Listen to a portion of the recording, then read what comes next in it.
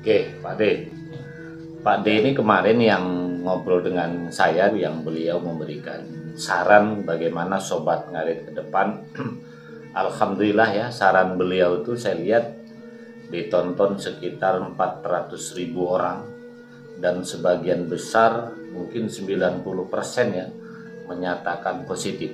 Pak D, Sobat Ngarit ini saya lihat semakin hari juga semakin membesar dan sudah mulai tidak terpengaruh dengan percintaan. Nah Pak D, kan banyak sekali sekarang tuh setelah kopdar di Surabaya, kita juga mengadakan kopdar di Bali juga, saya lihat di Kalimantan, di Bengkulu, di mana-mana. Menurut jenengan, bagaimana sebaiknya Mas Yun itu bisa bersilaturahmi dengan berbagai macam kopdar? Beliau bisa datang langsung atau tidak langsung? Menurut jenengan gimana itu? Pemikiran jenengan lah, monggo. Eh, Gini Pak Mariono, sebetulnya apa yang nampak di publik ini tidak 100% benar adanya. Karena kita menangkapnya banyak kawan-kawan yang memang dalam tanda kutip pembuatan konten ini terlalu banyak bumbunya sehingga originalitas punya kawan-kawan itu masih cukup dominan. Makanya kita tidak bisa menelaah daripada berpatokan kepada konten-konten khususnya yang muncul di dunia TikTok, TikTokan. Nah, sejauh ini sebetulnya apa yang dilakukan oleh Mas Yun itu setahu saya ini sudah cukup menangkap daripada jeritan keluarga Sobat Ngarit Nusantara. Ini sudah nyampe di meja pribadi Mas Yun sudah, Pak. Berarti Mas Yun itu sudah tahu sebenarnya? Sudah. Makanya kita tidak bisa terlalu open ke publik karena ada privasi kaitannya dengan pergerakan untuk ngurusi bagaimana yang seperti yang sebutkan konten kemarin, bahwa kita itu mendapatkan amanah dalam melakukan perawatan, menjaga dan sekaligus membangun rumah Sobat Ngarit. Itu ranah, kembali saya ungkapkan, ranah kepada kita, sehingga kita tidak ingin membebankan lagi kepada Mas Yun. Namun Mas Yun itu tidak lepas 100%, tidak, Pak. Makanya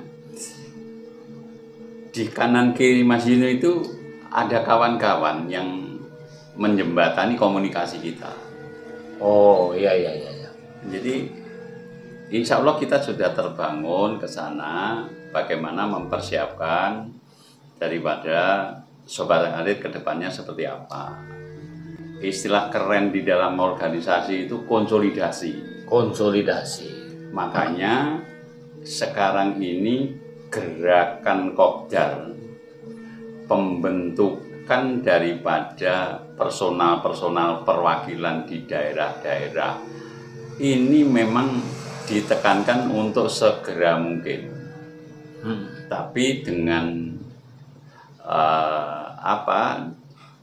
dengan pendekatan betul-betul 100% adalah membangun kekeluargaan, duduk sama rata, berdiri tanpa raja.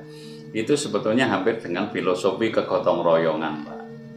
Ini tidak bisa dilakukan oleh perseorangan, tapi harus dilakukan secara bersama-sama supaya tugas merawat, menjaga dan membangun rumah Sobat Ngarit semakin ringan. Oke, karena begini Pak D, saya lihat kan ada semacam protes atau usulan ya di medsos. Kenapa sih Mas Yun ini tidak pernah menyatakan secara terbuka ucapan selamat kepada teman-teman Sobat Ngarit yang mengadakan kopdar? Maunya kawan-kawan tuh saya lihat Pak D sebut kalau misalnya di Medan melaksanakan, saya ucapkan terima kasih kepada. Jadi Mas Yun tidak harus ke Medan, yang di Jambi, Lampung, termasuk yang Gung Ayu kabarnya yang di Jakarta kemarin. Menurut jenengan, kira-kira positif atau tidak, atau malah negatif ketika Mas Yun itu menyebut langsung, misalnya hari ini ada Sobat Ngarit, kemarin kan di Kalimantan, misalnya malam saya ucapkan terima kasih ya kepada yang Kalimantan. Nah, menurut jenengan itu dampak positif negatif berikut? Mas Yun itu menangkap Pak, menangkap apa yang dilakukan oleh kawan-kawan melalui kopdar dan pembentukan secara sporadis. Atau siapapun yang mengibarkan bendera Sobat Ngarit tinggi-tinggi, Mas Yun itu tahu ya, tahu. Cuma kadang-kadang itu kita di lapangan tahu persis Pak, bahwa ada yang merasa dirinya lebih daripada Sobat Ngarit. Oh iya. Makanya khawatirnya apa yang akan disampaikan Mas Yun tentang spot kepada daerah-daerah, khawatirnya itu disalahgunakan. Oh, paham.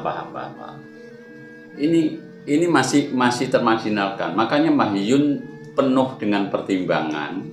Di kanan kirinya juga ada penasehat yang kredibel juga. Makanya ini penuh hati-hati karena sering muncul Pak, ada yang ngaku-ngaku ring satu, kalau kopdar harus melalui saya dan seterusnya kan begitu.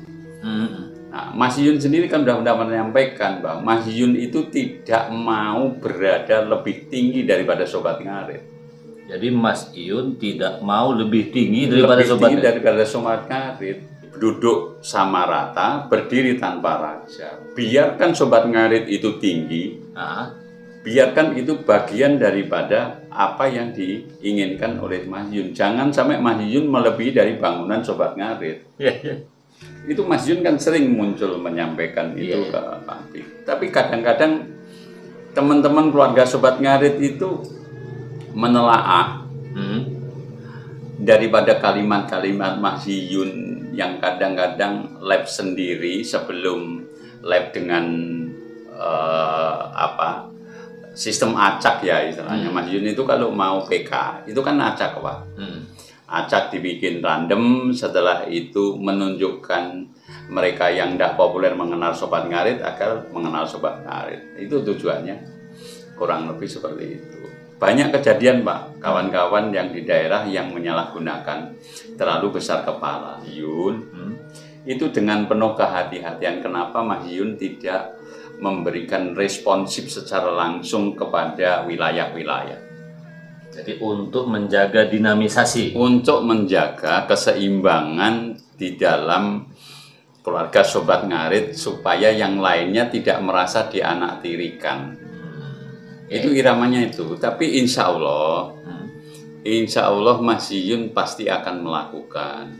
Cuma kapan waktunya itu nanti Mas Yun pasti akan punya waktu, pasti akan terjadwal. Melihat situasi dan kondisi. Pasti. Ini kan lagi filter toh Pak. Filter ya. Lagi verifikasi. Mana yang benar, mana yang tidak benar, mana yang over, yang harus dibenahi.